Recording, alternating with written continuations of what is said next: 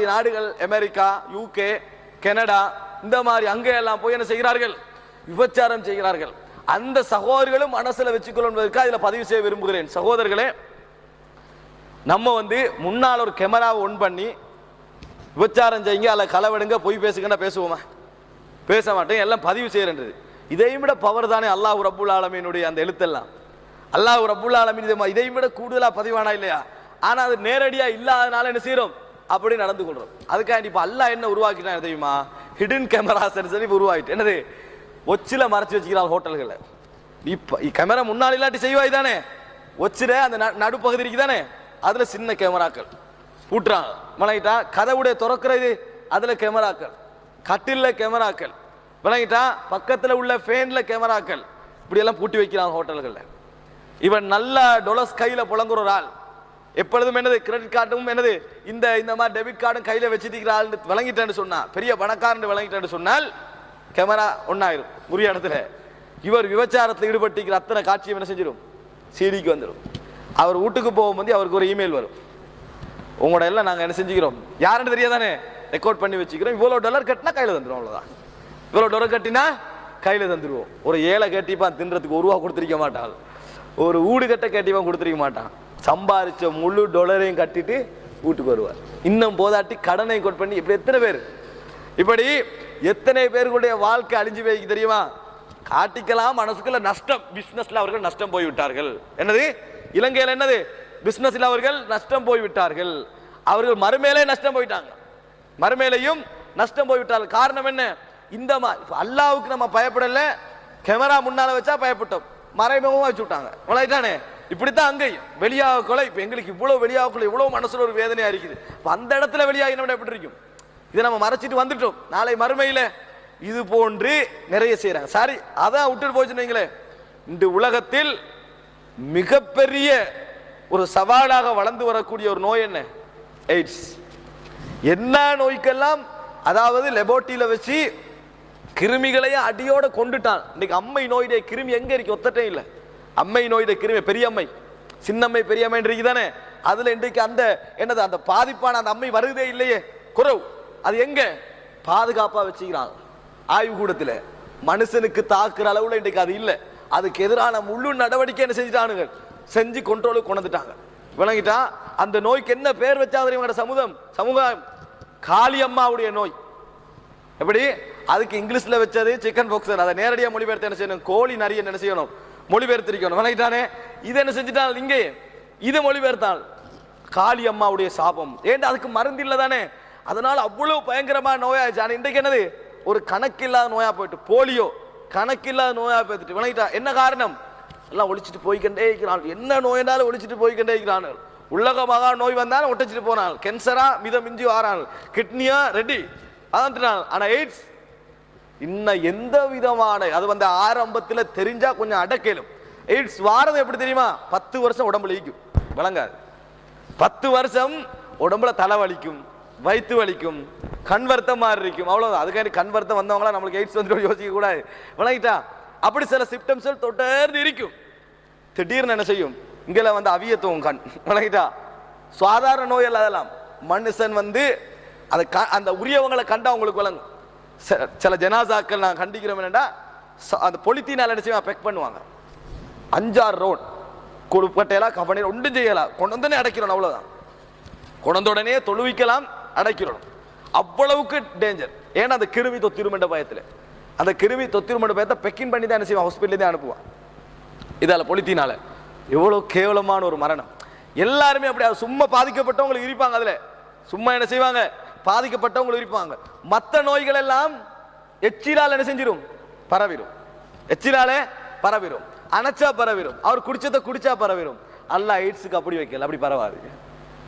அப்படி என்ன செய்யாது? பரவாது. இந்த தொடர்புக்கு போனா தான் பரவும். அல்லாஹ் அப்படி வச்சா தெரியுமா? மற்ற நோயெல்லாம் குடிச்சா பரவும், பக்கத்துல நின்றா பரவும், அணைச்சா பரவும், முத்தமிட்டா பரவும். இந்த நோய் அப்படி பரவாது. வணங்கிட்டா? இதுல நீங்க கூடுதலா ஈடுபாடு காட்டியோ அல்லது அப்படி எய்ட்ஸ் நோயாளியோட ஒரு கடுமையான தொடர்பு இருந்தோ, இது மாதிரி மோசமான தொடர்புகள் இருந்தால்தான் உங்களுக்கு வரும். எப்படி வச்சுக்கிறான் அந்த நோயை? சகோதரர்களே, எய்ட்ஸ் ஒழிப்புத்தினம் எய்ட்ஸ் ஒழிப்புத்தினம் நான் வளர்க்குறேன், அது வேற விஷயம். வணங்கிட்டா? ஆனா அந்த எய்ட்ஸ் ஒழிப்புத்தினம் நான் வைக்கிறதுக்கு என்ன காரணம் தெரியுமா? அவ்வளவுக்கு ஒரு பயங்கரமான. இன்றைக்கு என்ன சொல்றேன், HIV தான் எனக்கு காரணம்னு சொல்லிக்கிட்டு இருந்தான். இப்ப சொல்றேன் HIV கிருமியே இவன் கண்டுபிடிக்கலங்க. HIV அல்ல காரணம், அதுக்கு வேறொரு கிருமியை என்ன செய்யறான், ரிசர்ச் பண்ணி வெளியிட்டு கண்டிக்கிறான். HIV அல்ல, முடிவெடுத்துட்டான். HIV இந்த நாங்க நம்பிட்டு இருந்தாலும் HIV அல்ல என்று என்ன செய்யறான், அடிச்சு சொல்றான். இவ்வளவு நாள் ஃபர்ஸ்ட்டுக்கு முதல்ல ஒரு கிருமியை அடையாளப்படுத்தி தான் அந்த தன்மைகளை படிச்சு எவ்வளவு காலத்துக்கு அப்புறம் மருந்து கண்டுபிடிக்கல.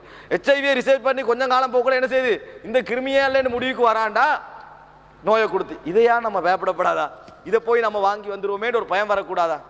வயது போனவர்கள் விபச்சாரம் செய்தால் அவர்களை அல்லாஹ் ரப்பல் ஆலமீன் பார்க்க மாட்டான். இதோட நின்றுக்கன்னா முடிஞ்சு. அல்லாஹ் தஆலா லா தக்ரபு ஸினா, விபச்சாரத்தை நெருங்க வேண்டாம்.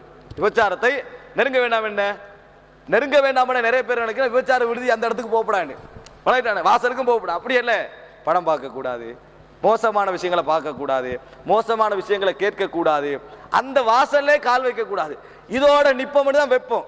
அடுத்தது 2, 3, 4 அதோட விபச்சாரம். அந்த வாசலுக்கு போகணும் என்றால் அந்த செக்ஷனுக்கு என்ன செய்ய வேண்டாம், போக வேண்டாம். அதுக்குரிய என்ன ரூட் பார்வையா அதையும் என்ன செய்யுங்க, தடுத்துக் கொள்ளுங்கள். அந்த பகுதிக்கு என்ன செய்ய வேண்டாம், போக வேண்டாம். அது மிக மோசமான ஒரு வழிமுறை என்று சொல்லி அல்லாஹ் தஆலா என்ன செய்யறான், சொல்லி காட்டுகிறான். சகோதரர்களே, அடுத்ததாக 8ஆவதாக ரசூலுல்லாஹி ஸல்லல்லாஹு அலைஹி வஸல்லம் சொல்கிறார்கள், மலிகுன் கஸ்ஸாப்.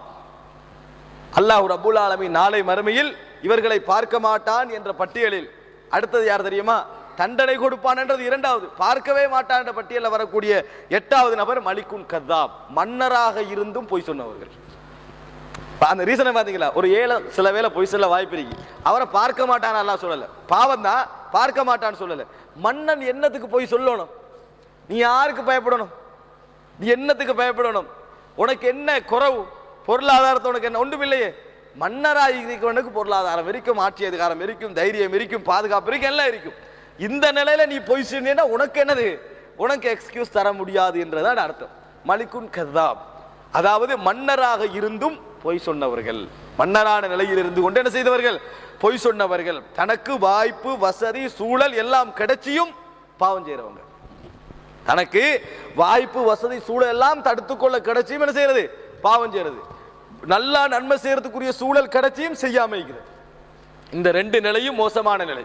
வாய்ப்பு கிடைக்கல, வசதி கிடைக்கல, அந்த மாதிரி செய்யாம இருந்தா பாவம் மட்டும் தான் நின்று போயிடும். ஆனால் சூழல் சந்தர்ப்பங்கள் அமைந்தும் அதை பயன்படுத்தாது விட்டால் பெரிய பாவம். அதனாலதான் ரசூல் ஸல்லல்லாஹு அலைஹி வஸல்லம் சொல்கிறார்கள், மன்னராக இருந்தும் பொய் சொன்னவன், மன்னராக இருந்தும் பொய் சொன்ன. ஒரு ஏழை கேட்டு வாரான், என்கிட்ட இல்ல, நம்புவான் அவன், அவன் நிச்சயம் என்ன செய்ய மாட்டான். ஒரு பணக்கார உண்மையில இல்லாம இருக்கும், அவன் இல்லைன்னு சொன்னானே அவன் நம்புறான். இல்ல, மன்னன் இல்லைன்னு சொன்னா நம்புவானா, நம்பவே மாட்டான். அப்ப இப்படிப்பட்ட நிலையில் பொய் சொன்னவர்களை, அந்த மன்னர்களை அல்லாஹ் ரப்பல் ஆலமீன் பார்க்க மாட்டான். 9வது ஆயிலுன் முஸ்தக்பிர், ஏழையாக இருந்து பெருமை அடித்தவர். ஏழையாக இருந்து பெருமை அடித்தவர். ஏழ்மை என்றது என்னது, ஒரு பணிவு தாழ்மைக்குரிய அடையாளம். பணம் என்றது கொஞ்சம் என்னது, கம்பீரமா ரெஸ்பெக்டா போறதுக்கு ஒரு அடையாளம். அவன் பெருமை அடிக்க கூடாது, பணக்காரன் என்ன செய்யக்கூடாது, பெருமை அடிக்க கூடாது. ஏழை பணிவா இருக்கணும், ஏழை பணிவா இருக்கணும். பணக்காரன் பரிவாய்ந்தாண்டா நன்மை கூட, ஏழை பெருமை அடிச்சாண்டா பாவம் கூட. வணங்கிட்டான். ஏன், ஒரு பணக்காரனை பொறுத்த வரைக்கும் அவன் பெருமை அடிச்சா அது பிழை கூடாது. ஆனா ஒரு நியாயம் சொல்லல உலகத்துல, என்னது இருக்கி என்ன செய்யறான், பெருமை அடிக்கிறான். நீ எனக்கு பெருமை அடிக்கிறாய், அப்படி நிறைய பேர் இருக்கிறான். எங்கள்கிட்ட எல்லாம் இருந்துச்சேன்னு வைங்களே, அவங்கள மாதிரி நாங்க இருக்க மாட்டோம், சும்மா பறக்கும். விளங்கிட்டா, எப்படி நீங்க பார்க்கணும் அந்த பேச்சுகள், விளங்கிட்டான பறக்கும் கொஞ்சம். அதே நிலைமைக்கு அவர் வந்துருவாரு, இன்னும் வந்தா தான் என்ன செய்யும், பறக்குமா. இப்ப பறக்கலாது. நீங்க பாருங்க, அதான் என்ன காரணம் தெரியுமா, அது உலகத்துல ஒரு விஷயம் வழங்கிக்கொள்ளணும். சொன்ன உடனே எதுவும் நடக்கிறலே, 20,000 இருக்கக்குள்ள சொல்லுவான், 50,000 இருந்தா 20,000 உனக்கு தான், உனக்குதா, அல்லது பொது வேலைக்கு தர்மத்துக்கு கண்டுவா. அடுத்த நாளே 50,000 கிடைச்சிருமா, அடுத்த நாளே கிடைச்சா மாறுறவங்க மிக்கிறாங்க, அது வேற விஷயம். ஆனா 50,000 அடுத்த நாள் கிடைக்காது. முதலாவது என்ன செய்யும், இவனுக்கு ஒரு 22,000 கிடைக்கும், சம்பளம் கூடும். அப்ப இவர் வளமையா பஸ்ல டியூஷன் அனுப்பின பிள்ளையா டால் அனுப்புவாரு, 22,000 சரி. அதுக்கப்புறம் என்ன செய்யும், 25,000 மாறும். அந்த நேரத்தில் இவர் வீட்டுல ஃப்ரிட்ஜ் இருந்திருக்காது, வாஷிங் மிஷின் இருந்திருக்காது, பிளண்டர் இருந்திருக்காது, எலண்டர் இருந்திருக்காது. 25,000 வாங்கிடுவார். இப்ப 25,000 செலவு. வணங்கிட்டா, அப்படியே கொஞ்சம் காலம் போக்குள்ள ஒவ்வொரு உடுப்பு பெருநாளுக்கு வாங்கிப்பாரு. 30,000 கிடைச்ச உடனே 2 உடுப்பு வாங்க ஆரம்பிப்பாரு. கொஞ்சம் கெப்பாசிட்டியை வளர்த்துக்கிட்டு போவாரு, 30,000 ஆயிரும். மறுபடியும் கொஞ்சம் காலம் போக்குள்ள வீட்டுல வந்து என்ன செய்ய, பூச்சி இருந்திருக்காது, இது வந்தோன்னு என்ன செய்ய 35,000 ஆகின உடனே பூச ஆரம்பிப்பாரு. அப்புறம் அதுக்குரிய மெயின்டைன் செய்யலன்னு சொல்லி அது 35,000 ஆயிரும். வணங்கிட்டா இப்படி 40,000 வரக்குள்ள பார்ப்பாரு, நிறைய செலவிக்குது. 40,000 ஆயிட்டு, ஆனால் 40,000க்கு செலவு இருக்குது மாசம் மாசம். பிள்ளைகளுக்கு என்ன ஆட்டால் அனுப்பணும், டியூஷனுக்கு மாசத்துக்கு 2 உடுப்பு வாங்கணும். அதான் இன்னொரு 80,000 கிடைச்சா இன்ஷால்லா நான் என்ன செய்வேன், செலவழிப்பேன்டுவார். மறுபடியும் 80,000க்கு இதே தான். விளையாட்டானே, இதுதான் மனுஷன் நிலைமை. அதனாலதான் எவனு அந்த லிஸ்ட்டுக்கு அடைகிறல்ல, சொல்லிக்கண்டு போக்கல அதே பொசிஷனுக்கு அவன் வாரது ஆட்டோமேட்டிக்கா. நாளைக்கே பணக்காரன் ஆகலையே, அவன் 40,000 மண்டக்குள்ள 20,000 இருப்பான். 20,000 எம்டி சுட்டி அவன் சொல்றான். ஆனா அவனுக்கு 5 தான் கூடும். அந்த 5 அவன் என்ன செய்வான், ஒரு வேலை வைப்பான். வச்சு வச்சு வச்சு 40 நிரம்பிடும். எனவே இப்ப எவ்வளவு கிடைச்சா செலவழிப்பேன், 80 கிடைச்சா. அப்ப 80 கிடைச்சவன்ட்டு கேளுங்க, 160 கிடைச்சா என்ன செய்வேன், நான் செலவழிப்பேன். 160 கிடைச்சவன்ட்டு கேளுங்க, 5 லட்சம் கிடைச்சா செலவழிப்பேன். 1 கோடி கிடைச்சவன்ட்டு கேளு, அவன் வேற மாதிரி பேசுவான். எப்படி தெரியுமா, 1 கோடிக்கு நினைக்கிறீங்க, 1.5 கோடி செலவிக்கு தெரியுமாண்டுவா. 1.5 கோடி செலவிக்கு அவ்வளவு கஷ்டப்படுறேன் நான். 1 கோடி உண்மைதான், அல்லா அல்ஹம்துலில்லாஹ் திண்டு குடிச்சிட்டு வசதி ஆகிக்கணும், அது நான் மறுக்கல, மற்றவன்ட்ட கேட்கற லெவல்ல இல்ல. ஆனா 1.5 கோடி செலவு இருக்குது பாருங்க. எப்போல மகளை வச்சுக்கிறேன், இனி செலவு போகும் தானே.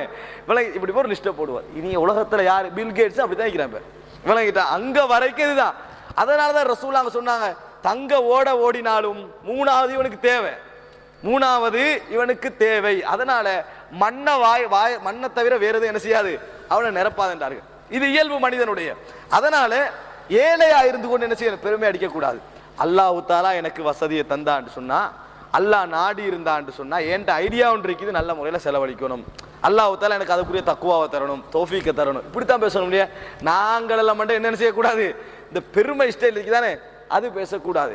அதே நேரத்தில் பெருமையாக நடக்கக்கூடாது. உனக்கு ஏழ்மை உன்கிட்ட இல்லை, ஒருத்தர் குணந்தாராரு, நான் பிடிங்க ஒரு 10 ரூபா அல்லது ஒரு 1000 ரூபா குணந்தாராரு, உங்கள்கிட்ட வச்சுக்கோங்க. அது இந்த 1000 ரூபாக்கெல்லாம் நாங்கள் தெரியல. இப்போ நான் அர்த்தம் என்ன தெரியுமா, இது பெருமை. நீ கேட்காம, நீ எதிர்பார்க்காம, நீ மறைமுகமா ஐடியா எதுவும் கொடுக்காம ஒரு ஆள் வந்து தந்தார் என்று சொன்னால், ரசூலுல்லாஹ் சொன்னாங்க, இஸ்ராஃப், நீங்க இஸ்ராஃப் பண்ணாம, இஸ்ராஃப் அவதானிச்சு தேடிக்கண்டிருக்காம, கேட்காம உங்களிடத்துல ஒரு பணம் வந்தா எடுத்துக்கங்க, நான் உமரதில்லை அவங்கள்ட்ட, நீங்க அதை வானான்னு சொல்ல வானான்னு, அது பெருமையா பேத்துரும். உனக்கு இல்லைன்னு நினைச்ச ஒருத்தன் தாரா, உனக்கு தகுதி இல்லாத ஒன்றை தந்து நீ வானான்னு சொன்னா வேற, குப்பையில போற தலைஞ்சேத்து பேக்கில் கட்டி நீங்க வச்சுக்கங்கன்னு சொல்லுவாங்க சில டைம்ல. விளக்கிட்டா அதை நீ வானவன்னு சொன்னா அது வேற, அவங்களுக்கு வீசுறதுக்கு கஷ்டமா இருக்கும். நீங்க வச்சுக்க, நிறைய உடுப்பு 20-30 உடுப்பு இருக்குதுன்னு தருவாங்க. விளங்கிட்டா ஒரு உடுப்புக்கும் பிரயோஜனம் இருக்காது. அல்லாஹ் குர்ஆன்ல சொல்றான், கண்ணை பொத்திட்டு தந்தா தான் நீங்க எடுப்பீங்க, அது மாதிரி விஷயங்களை தர்மம் செய்ய வேணான்றான். அது மாதிரி விஷயங்களை நீங்கள் தர்மம் செய்ய வேண்டாம். தகுதியான ஒன்றை உனக்கு தாரா, இதுக்கெல்லாம் நாங்க என்னது சரிப்பட்டு வர மாட்டோம் என்ற வசனங்கள் பேசினோம் என்றால் அதுவும் என்னது, பெருமைதான். உண்ட ஏழ்மையா நிக்கணும், அவன் பணம் நிக்கணும்.